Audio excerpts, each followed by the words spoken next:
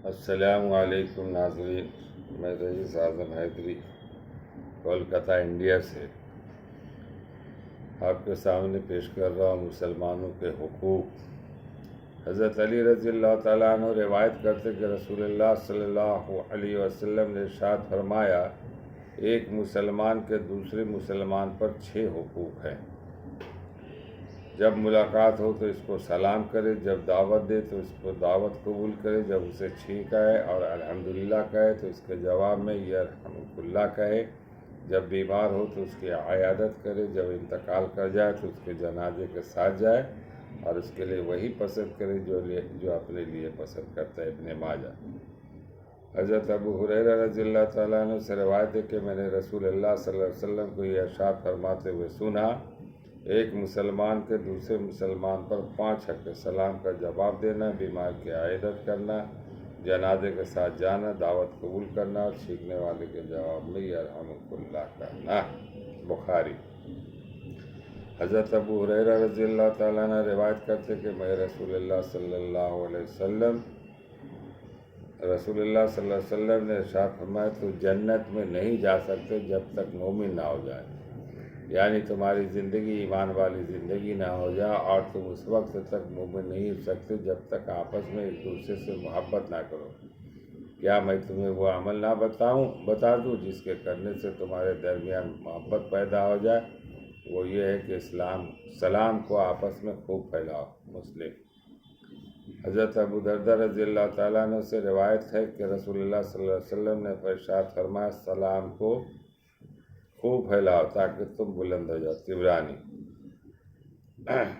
حضرت عبداللہ بن مسعود رضی اللہ تعالیٰ عنہ روایت ہے کہ نبی کریم صلی اللہ علیہ وسلم نے ارشاد فرمایا، سلام اللہ تعالیٰ کے ناموں میں سے ایک نام ہے جس کو اللہ تعالیٰ نے زمین پر اتارا، لہذا اس کو آپس میں خوب پھیلاؤ، کیونکہ مسلمان جب کسی قوم پر گزرتا ہے اور ان کو سلام کرتا ہے اور اس کو جواب دیتے ہیں تو ان کو سلام یاد دلانے کی وجہ سے سلام کرنے والے کو اس قوم پر ایک درجہ فضیلت حاصل ہوتی ہے، اور اگر وہ جواب نہیں دیتے تو فرشتے جو انسانوں سے بہتر اس کے سلام کا جواب دیتے ہیں۔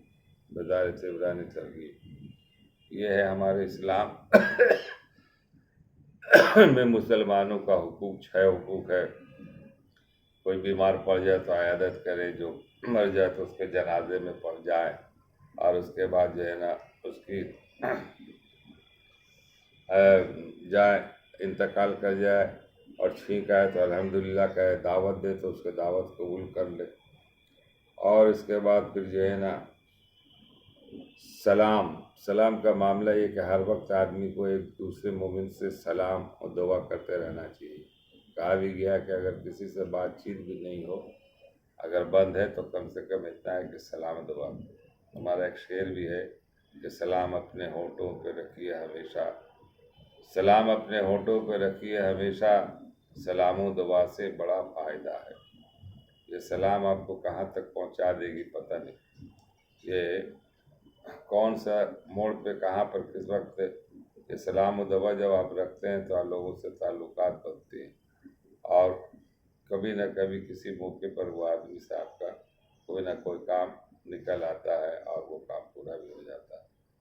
اگر سلام دعا نہیں رکھیں گے تو پھر راستہ چلتے بہت سے لوگوں کو سلام کیا، بہت بار ایسے بھی اتفاق ہوا ہے، ارے بھائی آپ کہاں رہتے، برابر سلام کرتے ہیں، پہچانا نہیں، بھائی میں مسلمان آدمی ہوں، سلام کرتا ہوں، بولے جی اچھا آپ کہاں رہتے ہیں، پڑا جائے نمبر دیجیے، یہ دیے وہ دیجیے، یہ ملاقات کا سلسلہ بڑھا اور بڑھتے بہت دور تک بڑھ جاتا ہے، یہاں تک کہ ایک دوسرے کا دکھ درد میں بھی شامل ہو جاتا ہے۔ یہ ہے معاملہ۔ تو بہت سارے لوگوں سے جو تعلقات بن جائے تو وہ پھر سالوں سال تک قائم رہتا ہے، اس لیے ان چیزوں پر غور کرنا چاہیے، اور ہم مسلمان ہیں تو یہ 6 باتوں پر عمل بہت ضروری ہے، اور جو اپنے لیے پسند کرے وہ دوسروں کے لیے پسند کرے، مگر لوگ کیا ہے کہ اپنے لیے پسند کچھ اور کرتے ہیں، اور جو بچا کچھا رہتا ہے کھانا وہ غریبوں کو دے دیتے ہیں، جو پھٹا پرانا کپڑا رہتا ہے وہ غریبوں کو دے دیتے ہیں۔ نہیں، آپ نیا لائیں تو آپ نئے دیجیے کسی رشتہ دار کو، آپ جو کھائیں تو وہی دیجیے کھانا، بچ گیا تو دے آؤ، یہ کوئی معاملہ نہیں ہے۔ اللہ تعالیٰ ہم لوگوں کو پڑھنے اور سننے سے زیادہ عمل کرنے کی توفیق عطا فرمائے۔ وما علینا الا البلاغ۔